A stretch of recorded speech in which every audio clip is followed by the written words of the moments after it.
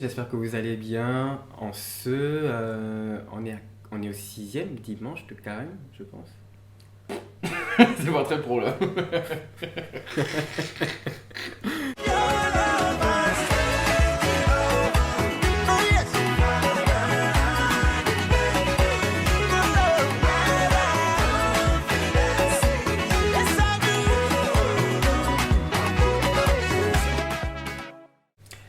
Bonjour les amis, j'espère que vous allez bien et j'espère que vous passez un bon dimanche des rameaux parce que c'est les rameaux. Au sixième dimanche de carême et c'est le le dimanche des rameaux. Donc bonne fête des rameaux à vous et aujourd'hui je ne suis pas seul, je suis avec mon cher ami François. Bonjour François. Voilà, bonjour Jerry. Bienvenue sur cette chaîne YouTube, bienvenue et Avec merci d'avoir accepté mon invitation. Et on était aujourd'hui ensemble à la messe des rameaux qui s'est très bien passée. Oui, Notre c'était très cher bien. François a d'ailleurs participé à l'animation, Ok, il a chanté parce que François est un jeune artiste, un très bon compositeur, pianiste, chanteur, etc. Et il a chanté aujourd'hui avec les frères du coup pour cette messe des rameaux. Alors je te Voilà. laisse te présenter François. Voilà, bon écoutez, bonjour. Moi je suis très heureux d'aider un peu Jerry pour ce petit moment, pour cette vidéo. Donc moi je suis étudiant à Lille, en Master 1 à l'EDEC et à Sciences Po Lille, dans un management en master des politiques publiques. Et à côté je suis ici également, comme il a dit, musicien passionné, voilà, composition, chant, piano et clarinette. Voilà. Et donc content de pouvoir partager un peu mon expérience et des moments de ma vie avec vous. Et d'ailleurs, si vous vous rappelez bien et si vous êtes attentif, vous avez déjà vu François sur ma chaîne. Oui, c'est vrai. Ouais, mercredi décembre, il m'a accompagné au piano du coup pour l'introduction de ce temps de carême. Et c'était fort sympathique. Il faut souligner que François ne connaissait même pas la chanson, Ah oui, mais il a fait un travail remarquable. merci. Voilà. Alors, aujourd'hui, dimanche des rameaux, on va parler d'un sujet qui colle bien avec les rameaux, c'est la La joie. La joie. Pourquoi la joie? Alors déjà, juste comme ça, rameau, joie, juste comme ça en introduction, François, pourquoi on associe les rameaux, la fête des rameaux avec la joie en cette dernière semaine de carême? Voilà. Alors en fait, on est à un moment dans la vie de Jésus où le Seigneur arrive, envoie ses apôtres chercher un âne et le Seigneur, sur cet âne, entre dans la ville et est acclamé par la foule. La même foule qui plus tard, bien sûr, va le crucifier. L'homme est changeant. Voilà. Mais donc il y a bien cette joie qui est exprimée par la foule et qui est une sorte de préfiguration de la résurrection que nous célébrerons dans une semaine. Tout à fait. Et en plus, enfin voilà, on a vécu le carême, il touche à sa fin, il reste que quelques jours. Il y en a qui ont pris des décisions pour qui c'était pas facile, pour qui voilà, qui n'ont pas forcément bien vécu le carême ou qui ont fait des efforts qui ont demandé des efforts justement. Et on a souvent cette image justement du carême qui est un peu morose, qui est un peu triste, etc. Mais là, on arrive à la fin, il y a Jésus qui rentre à Jérusalem dans la joie. Et c'est le Messie en fait qui arrive. Les gens le reconnaissent entre guillemets comme la personne qui va venir les sauver. Donc ils sont en joie, ils sont contents. Et nous, ce que ça nous évoque, c'est que ben, voilà, bientôt il y a la mort de Jésus, mais il y a aussi la résurrection derrière. Donc il a cette grande fête de la mort et de la résurrection de Jésus qui nous sauve au final. Ce sacrifice salvateur, on va dire, de Jésus sur la croix pour chacun de nous, pour moi, pour François, pour vous, et pour nous tous ensemble. Et aussi, moi au début du carême, il y a une phrase qui m'a touché, c'est qu'il fallait vivre le carême dans la joie. Vous connaissez les trois piliers du carême, un peu prière, pénitence et partage. Et on ne parle pas forcément de joie, mais pourtant la joie c'est un élément qui est important et on peut vivre le carême dans la joie. Et surtout la joie c'est un sentiment qui doit mais qu'on doit partager et qu'on doit vivre tous les jours de notre vie au final. Donc pourquoi il faut être joyeux? En quoi c'est important d'être joyeux?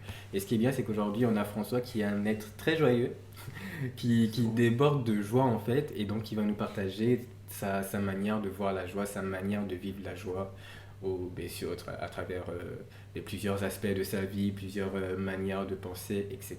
Donc voilà, rentrons dans le vif du sujet. François, Ok. la joie, toi comment tu la vois? C'est quoi la joie pour toi? Alors merci Jerry. Alors moi, je vais commencer comme on fait un peu en philosophie, c'est-à-dire définir quelque chose par ce qu'il n'est pas, hein. Et avant d'aborder la joie chrétienne dans son essentialité, parler de euh, la joie chrétienne n'est pas une joie qui est éphémère. Une joie éphémère, c'est quoi? C'est les joies qu'on a proposées par les plaisirs du monde, concrètement, hein, bien manger, tout ce voilà, des choses nobles en soi, mais qui ne mènent pas à la joie chrétienne qui, elle, qui s'exprime plutôt sur la durée. Ces joies un peu éphémères sont aussi en fait les joies d'une personne qui peut être enthousiasmée pour quelque chose de grand, de beau, comme l'accueil de la parole de Christ, mais qui n'ont pas en eux un terreau qui les permette de recevoir cette parole ou alors qui l'oublient. Là-dessus, je n'ai pas inventé, hein, je me réfère en fait à un passage de la Bible, c'est dans l'évangile selon saint Matthieu, chapitre 13, versets 20 et 21. Le Seigneur dit: Celui qui a reçu la semence sur un sol pierreux, c'est celui qui entend la parole et la reçoit aussitôt avec joie, mais il n'a pas de racine en lui. Il est l'homme d'un moment, quand vient la détresse ou la persécution, à cause de la parole, il trébuche aussitôt. Donc on voit bien en fait que la personne qui est citée avait le désir vraiment d'accueillir cette parole. Il y avait une forme de joie qui était là, mais en fait, elle n'a pas été confirmée. C'était quelque chose qui était éphémère. Quand on trouve quelque chose de beau, c'est important de pas l'oublier. Moi, je sais qu'il y avait des moments de ma vie spirituelle où je n'ai pas pris le temps de revivre, notamment l'effusion de l'Esprit Saint que j'ai vécu l'année dernière, ou ma confirmation. Et la période de temps où je n'avais pas revisité ce passage-là était un petit peu un moment de creux. Et la joie a besoin d'être retravaillée pour être visitée. Elle ne dépend pas juste des circonstances. Et là, tu parles justement de l'effusion que tu as reçue l'année dernière, parce que j'étais pas présent, Ouais. mais on se connaissait déjà l'année dernière. Et je me rappelle que tu étais tout joyeux, justement, on parle de la joie, tu étais tout joyeux et impatient un peu de vivre cette effusion. Et justement, à ton retour de l'effusion, tu étais encore plus rempli de joie d'avoir vécu ça et voilà quoi, d'avoir vécu l'effusion de l'Esprit Saint. Et donc là, du coup, ce que tu dis, c'est que derrière, c'est important de prolonger cette joie, en fait, de fructifier cette joie. C'est ça, voilà, important de la faire fructifier. Et c'est pour ça que la joie est vraiment un choix. C'est là où le terme chrétien arrive, hein, de la joie chrétienne. C'est Sainte Mère Teresa. Non, peut-être pas ça. Je sais pas. Bon, Mère Teresa. Sainte Mère. Sainte Mère Teresa, ça m'a fait rire. Une figure qui m'inspire beaucoup est Mère Teresa. J'ai toujours en tête la belle parole qu'elle disait, le fait qu'elle cherche à voir le visage de Jésus dans chaque pauvre qu'elle aide. Et voilà, pour moi, c'est une attitude qui mène concrètement à la joie. Dans ma vie, c'est quoi? C'est quand je me lève, chaque jour, je me dis, je vais essayer de voir le pourcentage de beau qu'il y a dans chaque personne. Ça se trouve, c'est peut-être 5%, 10 ou peut-être je ne sais pas. Mais ça transforme complètement toutes mes relations avec les autres personnes. Car en fait, je cherche ce qu'il y a de beau dans les personnes pour vivre une journée vraiment joyeuse. Et j'attends pas en fait que la personne soit joyeuse ou alors soit agréable en retour. Non, je me dis, en fait, la relation va être joyeuse vraiment si moi, je me prédispose à ce qu'elle soit comme ça. Et j'aime bien ce que tu dis parce que au début, tu as parlé de la joie chrétienne, entre guillemets. Au final, la joie chrétienne, c'est la joie qui nous vient du Christ, en fait. C'est la joie, c'est lui la source de notre joie. Et quand tu parles du pourcentage qu'on peut voir de joie dans les gens, mais c'est aussi un peu de voir le pourcentage, entre guillemets, de Dieu qui est en chacune des personnes, parce que Dieu, au final, est en chacun de nous. Voilà, c'est vraiment ce qui m'aide beaucoup à voir. Et pour le petit passage avec ma vie spirituelle, tout ceci, j'ai vraiment pu l'expérimenter à partir de ma confirmation que j'ai vécue quand j'avais 15 ans. Et je me souviens, mon parrain de confirmation, qui est mon oncle de naissance, avait reçu une image me concernant. J'étais dans une barque avec le Seigneur, et puis c'était une invitation en fait à poursuivre, à m'engager dans la vie avec joie. Et alors que il ne connaissait pas vraiment toute ma vie, mon oncle. Et cette parole m'avait profondément touché et m'a habité quotidiennement depuis. Hein. C'est un pilier dans ma vie spirituelle. Et en fait, donc, là, je continue un petit peu. On a parlé de la joie comme un choix. Et donc, si la joie est un choix, c'est que l'homme peut le choisir. Et donc, c'est là on arrive à un point qui est très important. C'est que la joie est conséquence directe de notre liberté. On pourrait même dire que c'est accueillir le présent avec ses enjeux comme une réalisation de notre condition humaine. Alors là, je fais référence à un livre qui est celui écrit par le frère Jacques Philippe de la communauté des Béatitudes, Le livre s'appelle La liberté intérieure. Et dans ce livre, il explique à quel point la pratique des vertus théologales et le fait d'accepter la vie telle que le Seigneur nous donne est vraiment les lieux où peut s'exercer notre liberté. Et donc, la joie est vraiment quelque chose que l'on peut choisir. C'est l'attitude en fait du chrétien face à la vie. C'est choisir de le vivre de manière joyeuse. Et donc, la joie n'est pas une fuite du quotidien. On ne va pas chercher à fuir les épreuves par une fausse joie, comme on pourrait croire de quelqu'un qui donne la charité sans considérer la souffrance des personnes. Non, c'est vraiment habiter pleinement la vie et l'accueillir pleinement. C'est considérer une contrariété, par exemple, et choisir d'y faire face par une blague joyeuse ou quelque chose qui va relancer dans une atmosphère vraiment qui élève, quoi. Voilà. J'aimerais bien revenir sur un point. Tu as dit que la joie, au final, c'était un peu choisir la liberté. Oui. Mais du coup, ce qui est important aussi de souligner, c'est qu'il y en a qui n'ont pas toujours la liberté de choisir d'être en joie. Déjà, et j'aime bien, tu as fait le parallèle ensuite avec la souffrance, il y a des personnes qui passent par des situations vraiment très difficiles, très compliquées, très douloureuses. Il y a des personnes dans le monde qui sont persécutées, des personnes, même juste dans le quotidien, qui n'ont pas de travail, donc qui n'ont pas de quoi nourrir leur famille et qui se retrouvent dans des problèmes pas possibles, avec plein de dettes, etc. Et même nous, même dans nos vies de tous les jours, souvent ça ne va pas. Oui, il y a la vie, il y a la vie qui est pas toujours toute simple. Dans notre vie d'étudiant, il y a des enjeux qui sont souvent compliqués, etc. Ouais. Donc on n'est pas toujours naturellement en joie et du coup souvent c'est difficile justement de choisir d'accéder à cette joie-là parce que notre état juste humain présente une certaine tristesse, une certaine morosité, une certaine difficulté. Et j'aime bien que tu dises du coup que c'est bien de vivre aussi, de laisser vivre la tristesse d'un côté pour mieux accueillir la joie. C'est ça. Et donc en fait, là Géry vient de soulever un point important, c'est que on n'est pas, tout le monde n'a peut-être pas les conditions pour exercer cette liberté-là. Et c'est là où en fait le point un peu culminant de ce que propose l'Église dans la joie, c'est que c'est un acte de foi. C'est-à-dire quelque chose qui nous dépasse. Et choisir d'être joyeux, en fait, je ne vais pas compter sur mes propres forces. C'est vraiment choisir que le Seigneur peut me donner la force d'être joyeux. Voilà, donc je crois que le Seigneur peut faire surgir du bien, même des épreuves de ma vie. C'est quelque chose de très important. Voilà, moi, je sais que l'année dernière, j'ai vécu une année assez difficile. Et je me souviens un moment dans le parc du couvent, je récitais le chapelet, donc les mystères douloureux du chapelet. Et j'ai une très belle image du Seigneur qui, portant sa croix, qui était très très grande, me regardait avec le regard aimant d'un père qui regarde son fils, moi qui le suivais en marchant avec ma petite croix. Et en fait, j'ai ressenti une joie énorme de ce regard-là du Seigneur sur moi, qui venait vraiment habiter ma souffrance. Et donc je n'étais pas en train de suivre, et moi, je n'avais pas la force à ce moment-là d'être vraiment joyeux, ce qui me contrariait beaucoup d'ailleurs, parce que moi, j'étais quelqu'un de joyeux de base, et là, je ne comprenais pas. Et en fait, je me suis dit, ok, donc je dois vraiment me remettre au Seigneur. C'est le Seigneur qui seul peut vraiment me rendre joyeux. Voilà. Et donc, après, moi, je pense aussi qu'il y a quelque chose d'un don que le Seigneur a développé aussi en moi. La joie est aussi un des fruits de l'Esprit Saint. Et voilà, avec ma confirmation et puis l'effusion de l'Esprit Saint, c'est quelque chose qui était très important pour moi. Et voilà pour ce petit ajout, quoi.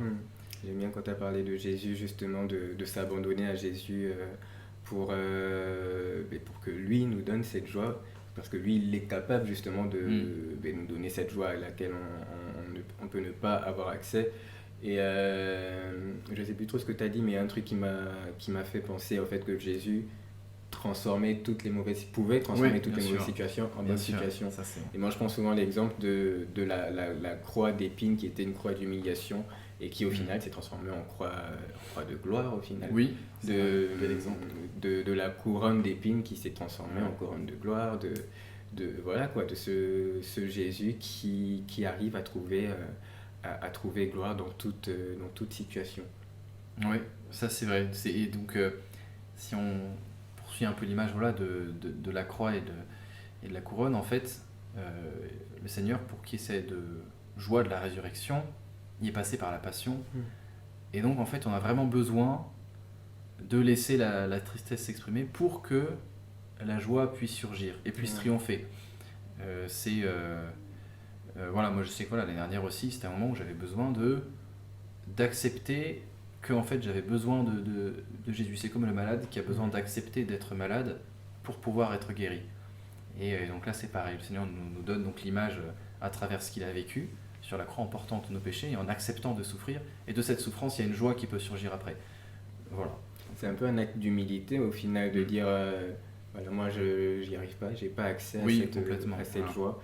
Du coup, j'ai besoin de toi, viens me combler par ta joie. Et tu as parlé de la joie comme étant un fruit de l'Esprit Saint, justement. Du coup, toi, est-ce que tu penses vraiment que c'est en ayant une relation avec le Saint-Esprit que du coup il y a ce fruit de la joie qui est cultivé dans ta vie quotidienne? Alors moi je pense que la graine a vraiment été semée voilà, lors de ma confirmation et que voilà, il y avait un peu, c'était rouge, c'était quelque chose qui m'apportait vraiment. Et après, donc vraiment la prière quotidienne m'a beaucoup aidé à la maintenir. Et je suis dans un groupe de prière à Lille qui s'appelle le GEL, donc Jeune Emmanuel Lille. Et là, on vient de terminer aussi un parcours d'effusion de l'Esprit Saint. Donc là, j'ai pu aider et accompagner ceux qui vivaient l'effusion de l'Esprit Saint cette année. Et c'était une belle manière voilà, de renouer aussi, de remettre l'Esprit Saint au centre de ma prière et d'aider à revivre de cette joie comme fruit direct de l'Esprit Saint. Moi, je vois ça comme un petit cadeau qui m'a été donné. Voilà, un peu pour boucler la boucle. Voilà. Et puis, petit point là qui me vient en tête que j'avais noté, c'est que la joie est contagieuse, comme les maladies. Voilà. Là, c'est pour le bonheur des autres. Ouais. J'ai l'exemple, quand j'étais en troisième, j'étais au collège à Valenciennes, et puis en fait, il y a une fille de ma classe qui vient me voir et qui me dit « Mais François, je comprends pas, pourquoi chaque jour de l'année, t'arrives, t'es content, t'as le sourire, tu nous parles, t'es heureux, tout ça. Je comprends pas, pourtant on a tous des problèmes, moi là, je me suis énervé avec ma copine, et puis là, en fait, il y a un DS, c'est nul, et toi, t'es toujours heureux. » Et je lui ai dit, je sais plus trop ce que je lui ai répondu. Je me souviens lui avoir répondu peut-être que voilà, que je croyais en Jésus, mais que j'étais content d'être là.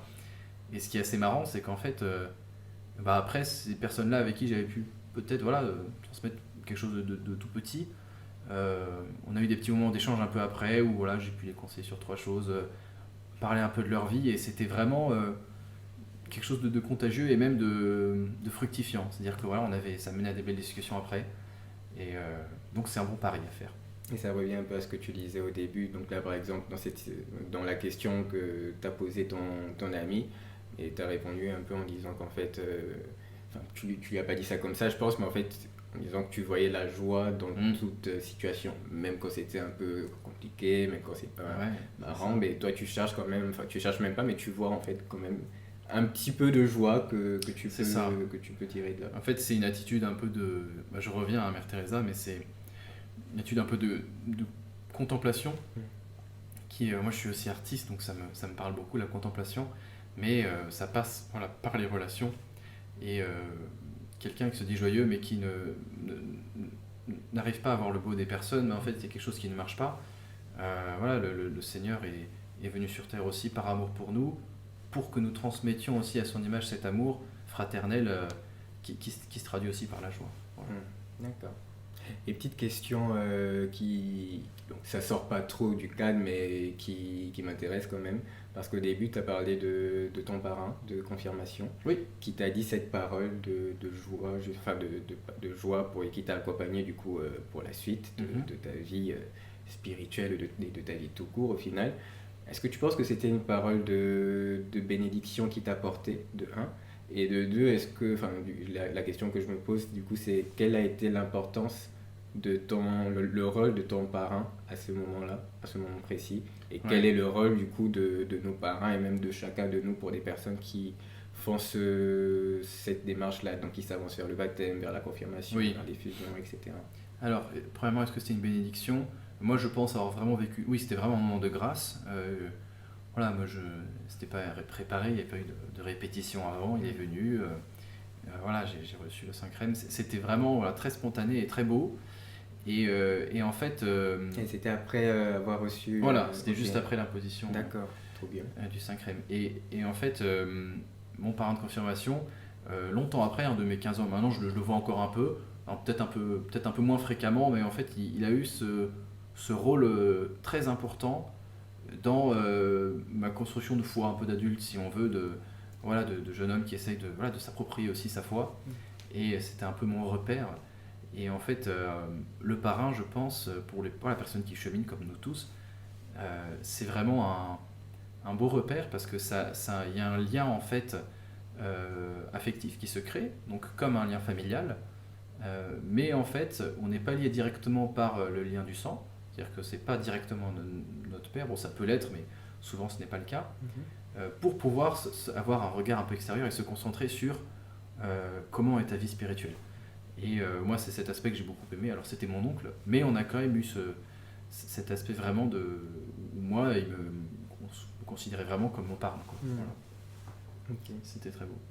Et du coup, la joie, pour conclure un peu, est-ce que c'est une valeur importante pour toi dans ta vie, une valeur que tu aimerais transmettre dans ta future vie de famille, chez tes enfants, etc.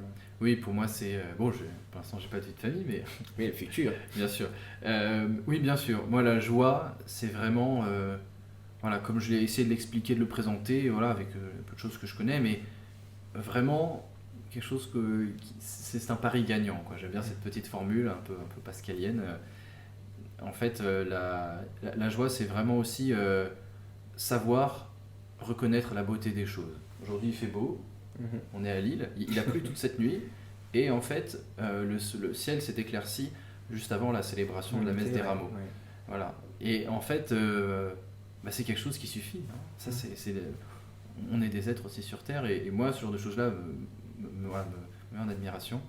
Et voilà, cette culture du beau et de la joie est vraiment quelque chose que, et même pas qu'à mes enfants, même si j'ai des enfants, même aussi voilà, les gens autour de moi, les amis, et peut-être vous qui nous écoutez aussi. Voilà, je peux que vous inciter à faire cet effort-là. Je dis effort parce que voilà, aussi, c'est pas toujours forcément très naturel, mais je vois à quel point c'est bénéfique. Ça évite aussi nombreux malentendus, de nombreux, plein de choses en fait. Ça aide à l'humilité aussi, parce que quand on décide d'être joyeux, on va refuser de prendre la mouche, quoi. Et voilà, donc c'est quelque chose qui, sur la longue, donne vraiment des fruits, quoi. Voilà. Merci François. Merci Jerry. Alors, on a entendu tout ce que nous a dit notre cher François. Cultivons la joie, c'est pas tout le temps facile, mais cultivons-la, fructifions-la, c'est un fruit de l'Esprit Saint. Donc laissons aussi l'Esprit nous envahir, nous guider dans notre vie spirituelle afin de cultiver tous ces différents fruits, la charité et là du coup la joie particulièrement, afin que voilà, la joie, ça nous, comme tu l'as dit, on se prend moins la tête, on accorde moins d'importance à des choses qui peuvent être futiles au final, ou même à des choses qui sont importantes mais qui peuvent se régler au final de manière assez simple. Donc cultivons la joie, fructifions la joie, laissons l'Esprit Saint nous envahir de joie, et j'ai même envie de dire, vivons cette semaine sainte dans la joie.